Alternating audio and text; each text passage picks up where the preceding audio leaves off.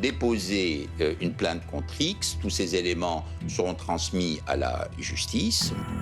Donc Ghosn arrive sur le plateau de TF1 en disant voilà, je vous annonce une très mauvaise nouvelle, nous avons démasqué, Renault est victime d'un réseau d'espionnage. L'affaire semble réglée, sauf que coup de théâtre. Quelques jours plus tard, cette histoire d'espionnage prend une tournure inattendue. En fait, c'est une affaire, pour paraphraser un ancien président de la République, qui a fait pchit. Et ces gens-là, finalement, n'étaient pas des espions, ils sont lavés de tout soupçon. Et donc on découvre quand même qu'il y a une ambiance, une atmosphère extrêmement particulière au sein de Renault.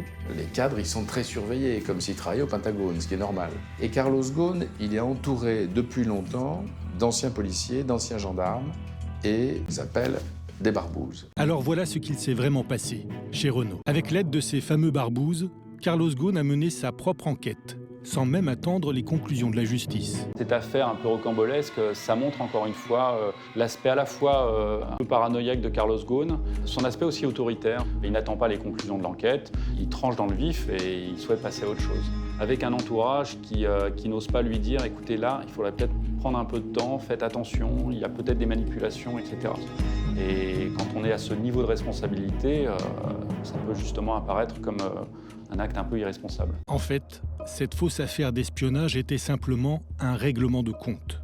Des barbouzes auraient en réalité cherché à se débarrasser de certains cadres de l'entreprise en montant un scandale de toutes pièces. Et ça s'est effondré comme un château de cartes assez vite.